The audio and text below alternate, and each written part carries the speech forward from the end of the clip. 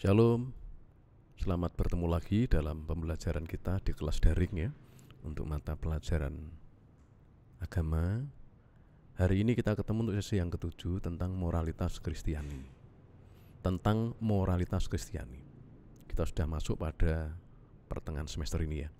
Nah, Kak, coba saya minta pendapatmu tentang ini. Kalau saudara lihat gambar-gambar ini, penilaianmu bagaimana kira-kira? Ada orang yang berbaju seperti ini di pantai. Menurutmu bagaimana? Cocok atau tidak? Cocok kira-kira ya. Nah, kalau yang seperti ini, pelayan restoran tetapi pakai baju bikini, menurutmu cocok tidak? Ini penilaianmu ya. Kemudian seperti ini, siswa-siswi yang waktu selesai ujian merayakan kelulusan dengan model coret-coret seperti ini, tanpa memedulikan lagi ya hal-hal yang mestinya mereka jaga. Lalu ini ada gambar samping ini, bawah ini, orang berciuman di tengah jalan waktu masih ada di atas motor masing-masing. Menurut penilaianmu bagaimana? Nah, kalau yang ini menurutmu bagaimana kira-kira? Jadi ada anak kecil yang cium tangan simbahnya, ini menurutmu bagaimana? Nah, ini bagian-bagian yang rasanya menggelitik untuk dibahas karena apa? Nyangkut pada moralitas. Tidak hanya ini, mari melihat juga sekarang ini yang sedang marak kemarin, tetapi ini pada periode yang lalu. Kemarin tentang para mahasiswa yang demo masalah undang-undang cipta kerja. Demonya sama. Pada era Pak SBY dulu juga ada demo. Sama ini. Nah, kalimat-kalimat yang ditulisnya juga hampir sama. Tapi lihat, ternyata ada pendemo, ini kelompok mahasiswa loh ya, dengan jas alma maternya ini, menulis SBY Budiono laknatullah. Ini, kemudian penguasa zalim dan sebagainya. Ini di satu kelompok, di mata para mahasiswa. Tetapi di kelompok yang lain ada spanduk tulisannya terima kasih SBY. Loh, kok bisa begitu? Ini, coba perhatikan lagi juga yang terjadi kemarin. Bagaimana para mahasiswa ikut demo dan sebagainya. Lalu mereka merusak, kemudian berkelahi dengan para aparat keamanan. Nah, kira-kira menurutmu apakah itu sesuai? Nah, mengapa kira-kira? Kalau menurutmu tidak sesuai, mengapa? Kalau itu sesuai, mengapa? Tentu kita punya dalil kan? Ada alasan-alasan pembenaran tentang satu tindakan. Nah, bicara tentang moralitas, kita akan ngomong masalah satu aturan yang ada di tengah masyarakat yang akan menuntun kita hidup sesuai dengan apa yang diharapkan masyarakat. Tetapi dalam moralitas Kristen tentunya sesuai dengan ajaran kekristenan ya. Mari kita melihat, apa sih moralitas itu? Lalu apa fungsinya? Nah, moralitas itu adalah ketentuan kesusilaan yang mengikat perilaku sosial manusia demi terwujudnya dinamisasi kehidupan berdasarkan konsensus kolektif, berdasarkan akal sehat yang objektif. Perhatikan. Jadi ketentuan kesusilaan. Kata ketentuan kesusilaan berarti sesuatu yang disepakati, ditentukan dan mengikat perilaku. Moralitas bicara masalah perilaku ya, sosial manusia demi terwujudnya perkembangan kehidupan. Nama dinamisasi berarti perkembangan yang menuju kebaikan. Berdasarkan apa? Konsensus, kesepakatan kolektif bersama. Berdasarkan akal sehat yang objektif. Maksudnya apa? Ketentuan susila tadi dibuat, disepakati bersama, didasari pada pemikiran akal sehat yang objektif. Tidak pilih-pilih, tapi berlaku untuk semua. Ini maksud dari moralitas. Oke? Nah, lalu bagaimana moralitas Kristen? Moralitas Kristiani adalah ketentuan susila atau segala sesuatu yang berhubungan dengan etiket, adat istiadat, sopan santun yang didasarkan pada ajaran iman Kristen yang bersumber dari Alkitab. Kalau moralitas secara umum lebih pada konsensus kolektif, kesepakatan bersama, tetapi moralitas Kristiani dasarnya pada ajaran iman Kristen yang bersumber dari Alkitab. Nah, ini lebih lebih apa kira-kira? Ini lebih umum, ini lebih khusus. Jadi baik menurut umum belum tentu baik menurut Alkitab. Ya, satu contoh, di satu daerah ada namanya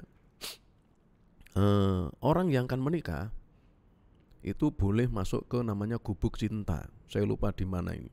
Kemudian mereka boleh pacaran di dalam kamar itu, gubuk cinta itu, yang akan menikah. Kemudian selesai itu, semalam mereka dalam kamar itu, kemudian nanti setelah itu mereka akan keluar dan menyatakan ya kami akan menikah atau tidak. Jadi rupanya mencari kesesuaian ini suami atau istri yang cocok itu, tapi mereka semalam berdua dalam sebuah gubuk dulu. Nah, kira-kira sesuai enggak? Mungkin berdasarkan moralitas masyarakat setempat, ya sesuai. Memang itu tradisinya seperti itu. Tetapi menurut moralitas Kristiani tidak sesuai. Karena apa? Ajaran Alkitab tidak berkata seperti itu. Jagalah kekudusan dan seterusnya. Jadi ini dua perbedaan. Walaupun sama-sama ketentuan susila, tetapi bedanya dasarnya pada konsensus kesepakatan kolektif bersama di sebuah masyarakat. Ya. Kemudian kalau yang ini dasarnya adalah ajaran iman Kristen. Ya. Fungsinya apa? Moralitas itu. Fungsinya adalah menilai, mengontrol, mengawasi, mengoreksi dan mengarahkan perbuatan manusia supaya menuju pada kebaikan sesuai dengan tuntutan masyarakat. Nah, sekali lagi, menilai, mengontrol, mengawasi, mengoreksi, mengarahkan perbuatan manusia menuju pada kebaikan sesuai tuntutan masyarakat. Jadi, mereka membuat berdasarkan konsensus kolektif itu tujuannya ini tadi, tuntutan masyarakat. Berdasarkan akal sehat, iya tujuannya apa? Supaya menuju pada kebaikan. Nah, yang lebih mengerucut adalah segala sesuatu yang didasarkan pada ajaran iman yang bersumber dari Alkitab itu pasti cocok pada tingkat kebaikan di masyarakat. Tetapi sebaliknya, konsensus kolektif belum tentu cocok pada moralitas yang berdasar pada iman Kristen dan bersumber dari Alkitab. Beda ya. Jadi, contoh saja, jadi minum minuman keras di satu tempat itu boleh, biasa. Tetapi Alkitab tidak. Konsensus politiknya, konsensus masyarakat boleh saja, tetapi tidak untuk Alkitab. Ini moralitas dan fungsinya. Nah, kemudian mengapa diperlukan ada moralitas, tatanan moralitas? Untuk apa sesungguhnya sih? Coba perhatikan. Yang pertama, kenapa tatanan moralitas itu diperlukan? Karena masyarakat sekarang ini semakin pluralistik dan majemuk. Jadi percampuran masyarakat dari berbagai kalangan itu sekarang ini sudah tidak bisa dibendung lagi, dan itu membutuhkan ada satu tatanan moralitas yang mengatur masyarakat supaya apa? Baik semuanya. Bayangkan ya, di satu kota di Solo ini saja berapa ragam suku bangsa ada di Solo saja.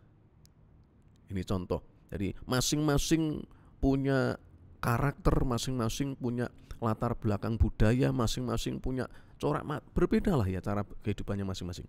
Tetapi kalau tidak ada moralitas yang mengatur, apa jadinya? Ini. Karena apa? Kemajuan. Kemudian yang kedua, kita melihat masa transformasi masyarakat tidak bisa dibendung. Ya, masa transformasi masyarakat tidak bisa dibendung. Perubahan itu nggak bisa dibendung. Jadi mau tidak mau harus ada tatanan yang mengatur supaya walaupun ada perubahan, tetapi etika kehidupan, adat istiadat, sopan santun, perilaku, kemudian tidak lagi berubah dalam arti menuju pada yang buruk, tetapi menuju pada kebaikan. Ini yang terjadi. Kita sedang alami itu, transformasi. Sekarang orang cuek dalam kehidupan sesama. Karena apa? Maaf, ini handphone atau HP. Ini gadget itu ternyata merusak kehidupan masyarakat. Relasi dengan sesama menjadi kurang. Karena apa? Masing-masing orang tiap kali duduk sibuk dengan gadget masing-masing. Tidak ada interaksi dengan yang lain. Moralitas diperlukan. Ada etiket yang harus dibangun. Waktu ada di tengah kebersamaan, masihkah kita harus pegang HP dan sebagainya. Ini contoh-contoh saja. Lalu yang lain, perubahan sosial budaya menawarkan ideologi-ideologi sebagai obat penyelamat. Maksudnya apa? Dinamika sosial budaya yang muncul rupanya memberikan satu motivasi tertentu orang dan merasa motivasi itu benar. Menawarkan ideologi ajaran-ajaran sebagai obat penyelamat, merasa bahwa perubahan sosial budaya itu yang seperti ini yang benar, yang itu tidak, dan sebagainya. Nah, dasarnya apa membenarkan sebuah perubahan? Dasarnya apa juga menyalahkan sesuatu yang tidak berubah? Ini perlu ada tatanan yang mengatur, namanya moralitas. Coba Anda lihat sekarang ini di kampung kita masing-masing, ya. Orang cenderung sekarang ini kan membangun rumah dengan pagar yang tinggi-tinggi. Betul toh? Sudah pagar tinggi kemudian ditambah dengan fiber sehingga tidak kelihatan bentuk rumahnya seperti apa, kemudian yang di dalamnya ada orang atau tidak, nggak kelihatan. Bagi kalangan orang-orang masa kini yang merasa bahwa itu perubahan sosial, nggak masalah, karena orang sekarang cenderung privasinya menjaga privasi, nggak mau dicampuri orang lain, boleh saja. Satu segi merasa itu benar, boleh ya, benar.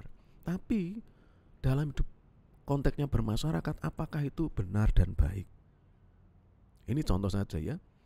Berapa kasus pada waktu sebuah rumah yang baik, temboknya kuat, pagarnya tinggi, dikunci dan sebagainya, waktu kebakaran tidak ada yang bisa menolong. Kenapa? Orang tidak bisa masuk, tidak ada akses masuk. Sebaliknya dalam era dulu, orang yang mungkin dianggap katrok, orang membangun rumah ala kadarnya kemudian tanpa pagar, kalau ada pun pagar dengan sekedar bambu, itu orang merasa itu sudah ketinggalan jangan dan sebagainya. Tetapi bukankah itu relasinya lebih kuat daripada yang sekarang ini? Ini ya. Mengapa diperlukan? Karena apa? Dasar kemantapan dalam iman kepercayaan seorang harus dibangun tanpa takut melewati kehidupannya atau terlibat dalam kehidupannya. Kenapa? Berbagai macam ideologi yang ditawarkan dalam konteks perubahan sosial budaya itu membuat orang percaya kadang-kadang menjadi bimbang dan ragu. Kenapa? Mau begini bener enggak kira-kira? Mau begini bener atau tidak? Ini satu contoh, kita akan melihatnya pada kehidupan kegerejaan. Pada waktu ada seorang anggota gereja yang hamil sebelum nikah, kemudian boleh tidak diberkati di gereja? Perhatikan, sebagian berkata ya nggak boleh karena itu melanggar kekudusan dan sebagainya. Tapi sebagian lagi berkata boleh saja, toh dia punya hak diberkati. Nah, ada tatanan yang harus dibangun. Saya melihatnya pada posisi di tengah. Kenapa? Sebagai anggota gereja dia harus dilayani, berhak dilayani, cuma disadarkan. Nah, berarti perlu ada apa? Tatanan, perlu ada moralitas. Jadi moralitas itu diperlukan supaya gereja pun mantap dalam melakukan panggilannya tanpa dipengaruhi. Orang percaya, ini sekarang marak lagi ya, namanya cap jikia. Oh ya, cap jikia itu. Orang percaya kalau ditanya boleh nggak orang Kristiani pasang cap jikia? Kalau menurut saudara boleh tidak? Kalau saya boleh ya. Karena apa? Ya nggak masalah, itu memberi lapangan pekerjaan juga untuk para pengepul. Betul toh? Boleh ya. Tetapi yang tidak boleh di mana? Jangan mengingini milik orang lain. Lah kalau kita pasang cap jikia itu tujuannya apa? Mendapatkan uang lebih dari mana? Uangnya siapa? Berarti bukan milik kita kan? Karena kita tidak bekerja. Oh, nyonji itu kerja loh Pak. Bisa saja. Tapi uangnya siapa yang kita miliki itu? Yang kita inginkan. Itu melanggar hukum yang ke-10. Jadi kalau kita melihat tatanan-tatanan itu perlu, karena apa? Supaya kita dalam hidup kekristenan kita mantap. Mau begini tidak merasa melanggar firman Tuhan, mau begini tidak merasa itu sesuai dengan aturan gereja atau melanggar dan sebagainya. Tapi kita merasa ya ada patokan yang jelas sehingga kita bisa mengikuti arus kehidupan dengan baik. Nah, acuannya apa? Dalam konteks moralitas secara umum, acuannya tadi konsensus kolektif, ya, kesepakatan bersama. Nah, acuan untuk moralitas Kristiani pasti ini, ya, iman kita. Yang membuat kita punya moralitas Kristiani adalah iman, bukan yang lain. Didasari dari apa iman itu? Dari firman Allah. Apa yang diajarkan Alkitab, itu yang digali, yang menjadi acuan kehidupan moral kita. Kita meyakini karena apa? Alkitab itu firman Allah. Dan kita tidak ingin melanggarnya. Sebab itu perilaku kita, moralitas kita harus berdasarkan keyakinan bahwa yang kita lakukan sesuai dengan firman Tuhan. Bukan melanggarnya. Bukan ide kita sendiri, tidak. Tetapi firman Tuhan. Yang kedua, acuan moralitas adalah berdasarkan teladan Tuhan Yesus. Saya ulangi, berdasarkan teladan Tuhan Yesus. Ini tatanan yang umum dipakai. Ada banyak orang Kristen mengaku percaya, tetapi acuan moralitasnya mana? Tidak ada. Tidak hidup seperti firman Tuhan, tidak hidup seperti teladan Tuhan Yesus. Apa yang Yesus lakukan, mestinya kita melakukannya. Tetapi seringkali banyak orang-orang percaya, orang Kristiani, melakukan apa yang Yesus tidak lakukan. Dan merasa itu benar, itu berdasarkan iman dan sebagainya. Alkitab tidak bicara itu. Merasa benar dan sebagainya. Artinya iman seperti itu, maaf ini saya katakan iman yang ngawur. Karena apa? Dasarnya mana? Moralitas Kristiani didasarkan pada iman kita kepada Alkitab dan juga teladan yang dilakukan oleh Tuhan Yesus. Kita meyakini bahwa itu adalah firman Allah, meyakini bahwa Yesus melakukan itu, dan kita melakukan dalam hidup setiap hari. Ini moralitas, ya. Nah, apa sih yang perlu ditunjukkan dalam moralitas Kristiani? Sikap-sikap moral seperti apa? Dan ini rasanya sesuai dengan apa yang dilakukan oleh Yesus dan yang diajarkan Alkitab, ya. Ini yang pertama, Ayub 8 ayat 6. Kalau engkau bersih dan jujur, maka tentu ia, Allah, akan bangkit demi engkau, dan Allah akan memulihkan rumah yang adalah hakmu. Ini kondisi pada waktu Ayub itu jatuh dalam pencobaan. Jadi temannya berkata, kalau engkau bersih dan jujur. Jadi sikap moral yang harus dikembangkan utama dalam hidup kekristenan adalah bersih atau jujur. Mazmur 52:3b, siapa yang jujur jalannya, keselamatan yang dari Allah akan kuperlihatkan kepadanya. Konteks ini menunjukkan bahwa jujur itu punya dampak pada keselamatan. Kalau orang pengen selamat hidupnya, jujur yang harus dilakukan. Jelas ya? Ini ya. Nah, dari dua ayat ini kita melihat bahwa sesungguhnya sikap moral jujur itu adalah cara kita untuk tidak curang dalam melewati hidup. Cara yang sesuai dengan aturan dan cara hidup yang lurus hati. Jadi tidak belak-belok, tidak menyimpang. Itu jujur, bersih. Gambaran Ayub di sini dan juga apa yang katakan pemazmur menunjukkan bahwa sesungguhnya orang yang tidak curang, orang yang hidup sesuai dengan aturan, orang yang lurus hatinya akan mengalami semua yang baik. Kalau sudah renungkan, betul tidak kira-kira? Ini ya, betul tidak kira-kira? Orang yang jujur kira-kira sesuai dengan apa yang dikatakan firman Tuhan tidak? Nah, yang terjadi di luar kan ada banyak semboyan kan? Semboyan ada jujur, ajur, itu malah yang sering muncul. Ya karena apa?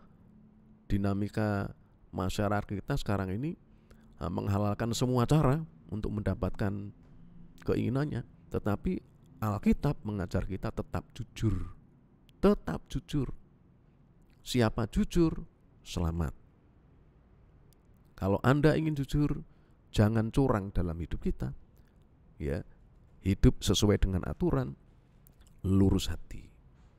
Orang yang berjualan kalau dia tidak jujur, dia melakukan kecurangan, timbangannya tidak sesuai aturan kalau ada timbangan, kemudian notanya dibuat tidak sesuai, maka tidak akan nyaman hidupnya dan keselamatan mungkin dipertaruhkan. Suatu saat akan terungkap, jangan harap bisa menikmati pekerjaan dengan baik.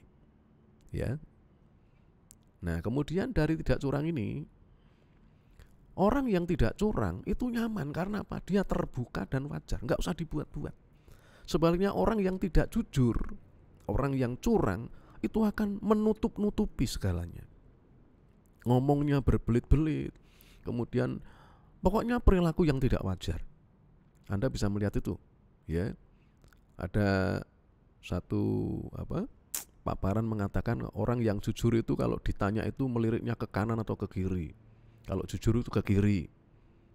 Kalau orang yang tidak jujur ke kanan kalau ditanya sesuatu hal. Benar atau tidak kita tidak tahu, tetapi saya melihatnya orang yang jujur mau melirik kanan ke kiri tapi dia merasa nyaman saja, tidak perlu harus ditutup-tutupi. Dia berperilaku yang wajar. Jadi ini kehidupan yang harus dikembangkan dalam moralitas kita. Nah, Mazmur 64 berkata, semua orang yang jujur akan bermegah. Perhatikan, semua orang yang jujur akan bermegah. Orang yang tidak curang, hidupnya sesuai aturan, lurus hati, terbuka dan wajar, maka dia akan nyaman saja.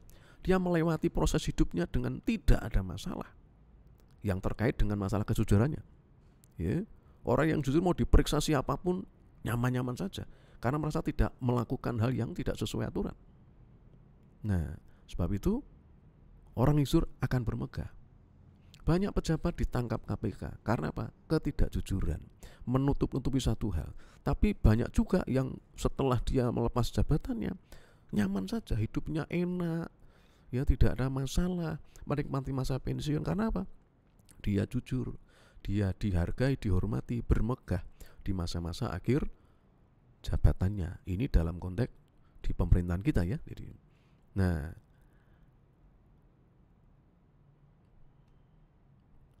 berarti kan kalau orang jujur itu bermegah, nah Allah itu membenci orang-orang yang tidak jujur. Jadi mereka yang tidak jujur adalah orang-orang yang mencuri, yang berdusta, yang berjudi, kemudian suap dan pengecohan, mengecoh. Ya. Orang-orang berperilaku seperti ini Allah membencinya.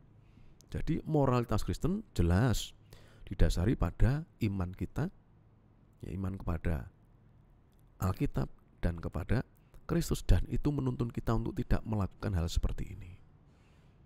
Yang pertama, moralitas yang dikembangkan, kejujuran. Yang kedua, ada 3 hal yang kita akan lihat di sini ya. Mika 6:8. Hai manusia, telah diberitahukan kepadamu apa yang baik dan apakah yang dituntut Tuhan daripadamu selain berlaku adil, ini adil, kemudian mencintai kesetiaan dan hidup dengan rendah hati di hadapan Allahmu. Ada 3 hal langsung di sini ya. Jujur, kemudian yang kedua adil. Apakah adil diperlukan? Ya, dimanapun adil diperlukan. Sebabnya di negara kita itu ada tatanan moralitas yang mengatur masalah keadilan, yaitu ya dunia pengadilan, dan gambarkan dengan timbangan itu ya. Jadi dia berlaku adil, menimbang harus sama bobotnya itu. Nah, Amsal yang ke-12 ayat 17 berkata, siapa mengatakan kebenaran, menyatakan apa yang adil. Sekali lagi, siapa mengatakan kebenaran, menyatakan apa yang adil. Orang yang berkata tentang kebenaran maka dia akan berlaku adil. Allah menghendaki bahwa adil itu menjadi moral yang dikembangkan dalam hidup kekristenan. Kita tidak bisa hidup tanpa keadilan. Allah itu adil dan kita harus mengikuti apa yang Allah kehendaki, hidup dalam keadilan dengan cara mengatakan kebenaran. Walaupun adil itu menyakitkan, ya. Mengatakan benar itu tidak menyenangkan karena pasti akan banyak yang menyerang, tidak sesuai dengan harapan mereka. Tetapi kalau sebuah kebenaran harus dikatakan, itu namanya keadilan. Kalau saudara merasa harus mengikuti ini, hidup dengan memperjuangkan keadilan, menunjukkan tatanan adil, harus berani berkata benar. Yang kedua, tentang kesetiaan. Ulangan 6:3. Dengarlah hai orang Israel, lakukanlah dengan setia supaya baik keadaanmu. Perhatikan, Ini tuntutan moralitas yang punya dampak semua. Ya, punya dampak. Orang yang menyatakan kebenaran itu berarti melakukan keadilan. Kemudian orang yang setia akan baik keadaannya. Kemudian tadi orang yang jujur akan bermegah. Orang yang jujur akan dipulihkan rumahnya dan sebagainya. Jadi ini gambaran semua tatanan moralitas itu ada konsekuensinya. Termasuk ini, setia. Lakukan itu dengan setia supaya baik keadaanmu. Kalau kita ingin keadaan baik, setialah. Rendah hati yang ketiga. Amsal 6, 16, 19. 7 perkara yang menjadi kekejian bagi hati Allah adalah mata sombong, lidah dusta, tangan yang menumpahkan darah orang yang tidak bersalah, semena-mena ya, hati yang membuat rencana-rencana yang jahat, kaki yang segera lari menuju kejahatan, seorang saksi dusta yang menyembur-nyemburkan kebohongan dan yang menimbulkan pertengkaran saudara. Ini bicara masalah rendah hati. Salah satunya adalah rendah hati. Apa sih rendah hati itu? Rendah hati itu sama nggak dengan rendah diri? Kalau rendah diri itu minder, ya, minder, merasa dirinya tidak lebih baik dari yang lain, itu rendah diri. Tapi kalau rendah hati itu adalah perasaan bahwa bagaimana? Perasaan bahwa orang lain lebih baik daripada saya. Orang lain lebih utama dari saya. Saya tidak lebih baik dari yang lain. Dia merasa sama saya itu. Walaupun punya kelebihan. Itu sifat orang yang rendah hati. Orang yang rendah hati itu dikatakan dia tidak sombong. Karena apa? Menganggap orang lain lebih utama dari dia. Dia mungkin lebih baik, tetapi dia merasa harus mengutamakan yang lain. Itu orang yang rendah hati. Tidak menganggap harus dihormati, dihargai, tapi justru menghargai orang lain. Nah, hal ini rupanya dikehendaki Tuhan. Kalau dikatakan sebaliknya dalam bentuk kalimat yang kontroversi ya, jadi 7 perkara mungkin yang menjadi kesenangan dari Tuhan adalah kerendahan hati, salah satunya. Bicara yang real, yang nyata. Orang yang mengasihi orang bersalah, orang yang tidak bersalah. Kemudian hati yang membuat rencana kebaikan bukan kejahatan dan sebagainya. Jadi kebalikan, semua itu ada konsekuensinya. Orang yang melakukan kerendahan hati akan disukai Tuhan. Sebaliknya orang yang sombong dibenci oleh Tuhan. Lanjutnya Roma 14:12. Demikianlah setiap orang di antara kita akan memberi pertanggungan jawab tentang dirinya sendiri kepada Allah. Bicara masalah tanggung jawab, seorang Kristiani harus memperjuangkan kehidupan pertanggungjawabannya. Terkait dengan apa? Dengan keselamatan. Ini moralitas yang harus dipegang. Ya, seorang percaya harus menjadi orang yang bisa bertanggung jawab dengan apa? Dirinya sendiri terkait dengan keselamatan. Tidak ada yang bisa menyelamatkan kecuali Tuhan Yesus. Kita sudah diselamatkan dan kita harus menjaga supaya keselamatan kita tidak hilang. Dengan cara apa? Hidup di dalamnya. Hidup dalam keselamatan itu. Bertanggung jawab dengan panggilan sebagai manusia dalam apa? Pekerjaan, dalam keluarga, dalam bermasyarakat, dalam beretika. Ini dalam panggilan sebagai manusia. Jadi saudara dan saya itu punya panggilan bertanggung jawab dengan apa? Pekerjaan. Mungkin saudara ada yang belum bekerja, baru belajar saja. Tetapi Anda pun dituntut bertanggung jawab dengan belajarmu. Itu bentuk dari pertanggungjawaban kepada Tuhan. Tuhan menuntut pertanggungjawaban itu. Ya, Anda dapat kuota untuk kuliah, apakah dipakai benar untuk kuliah atau untuk yang lain? Kemudian yang lain juga yang sudah bekerja, Anda bekerja dengan benar-benar atau tidak? Ataukah Anda ikut-ikutan dengan sebagian orang di luar, di mana bekerjanya semangat kalau ada pimpinan, kalau tidak ada pimpinan kemudian sesuka hatinya. Ini salah satu contoh pertanggungjawaban kita. Berkeluarga, kadang-kadang kita punya panggilan berumah tangga tapi tidak melakukan hidup panggilan kita dengan baik. Suami yang tidak sesuai dengan kehendak Tuhan, istri yang juga tidak tunduk pada suami, anak-anak yang berontak pada orang tua. Pertanggungjawaban kita akan diminta oleh Tuhan ke depan. Dalam masyarakat dan etika dituntut seperti itu. panggilan dengan bumi atau dunia yang Tuhan percayakan, kita juga diminta pertanggungjawabannya. Ya, ini salah satu panggilan yang harus dibudayakan, diusahakan. Ini panggilan terhadap bumi, ya. Ingat, penuhilah bumi dan berkuasalah. Kata berkuasa itu bukan berarti kita semena-mena dengan bumi. Mengelola supaya bumi menjadi sumber hidup kita dan terpelihara dengan baik. Nyatanya justru sebaliknya kan. Seringkali kita semena-mena, kita tidak bertanggung jawab. Buang sampah sembarangan itu bentuk tidak tanggung jawab kita dengan bumi yang dipercayakan Tuhan pada kita. Kemudian Imamat 20 ayat 26, kuduslah kamu. Ini penting saudara. Bagiku sebab aku ini Tuhan kudus dan aku telah memisahkan kamu dari bangsa lain supaya kamu menjadi milikku. Sepertinya di bagian yang terakhir adalah apa? Kudus, suci. Moralitas yang harus dipegang seorang Kristiani adalah menjaga kekudusan hidup. Kekudusan hidup. Bagi siapa? Bagiku, bagi Allah. Sebab Allah itu kudus. Ingat, ada unsur keadilan. Allah itu adil. Orang yang salah akan dihukum oleh Allah karena Allah itu adil. Nah, sebab itu supaya kita tidak masuk pada penghukuman Allah, menjaga moralitas kita dengan hidup kudus. Jangan sampai kita terbuang dari Tuhan. Jagalah kekudusan supaya kita tetap hidup dengan Tuhan karena Allah kita itu kudus. Perhatikan Ibrani 10:26. Jika kita sengaja, saya ulangi, jika kita sengaja berbuat dosa sesudah memperoleh pengetahuan tentang kebenaran, maka tidak ada lagi korban untuk menghapus dosa. Kalau saudara sudah diselamatkan Tuhan Yesus, diampuni dosanya, tapi saudara masih saja melakukan pelanggaran, tidak ada lagi penghapusan dosa. Jadi Anda harus menjaga kekudusan. Ya, ojo sembrono dengan hidup ini. Sekali kesempatan tidak akan terulang. Itu ya. Ya, yang terakhir ini ya, Mas, dari Matius 22 ayat 37-39. Jawab Yesus kepadanya, kasihlah Tuhan Allahmu dengan segenap hatimu dan dengan segenap jiwamu dan dengan segenap akal budimu, dan hukum yang kedua yang sama dengan itu ialah kasihlah sama manusia seperti dirimu sendiri.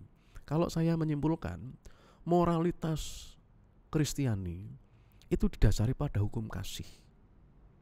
Pada waktu Anda melakukan ini, kasihlah Tuhan Allahmu dengan segenap hatimu dan seterusnya, kasihlah sama manusia seperti dirimu sendiri, maka Anda akan secara otomatis melakukan beberapa tatanan moralitas yang harus diperjuangkan tadi. Keadilan pasti, ya, jujur pasti, semua terjadi kalau apa? Saudara melakukan ini. Yang saya blok merah ini. Saudara tidak akan mau kan dipokili oleh orang, tidak mau ditipu orang, jangan menipu. Jangan mewakili orang lain. Saudara tidak mau kan orang yang melakukan hal yang celaka bagi saudara, jangan buat celaka bagi orang lain. Jadi sifatnya kasihlah sama manusia seperti dirimu sendiri. Saya memegang prinsip ini. Selama kita mengasihi sama kita seperti diri sendiri, maka orang akan mengasihi kita juga seperti kita mengasihi mereka. Ingat Tuhan berkata, apa yang orang lain ingin lakukan kepadamu, lakukanlah dulu kepada mereka. Jelas? Itulah tatanan moralitas Kristiani. Demikian ya. Itu pelajaran kita untuk sesi yang ke-7 ini. Kiranya akan melengkapi pembelajaran kita. Jangan patah semangat, ya, tetap kuliah dengan sukacita walaupun harus daring, dan juga kuasai materi-materi yang ada. Saya ingatkan mungkin untuk ujian UTS, saya ulangi, Anda mohon untuk membaca semua materi yang ada. Ya, baca semua, kuasai itu. Soal-soalnya sekitar itu saja. Jelas ya? Itu saja, sampai di sini.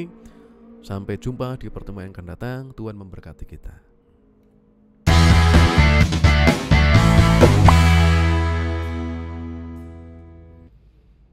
Aduh,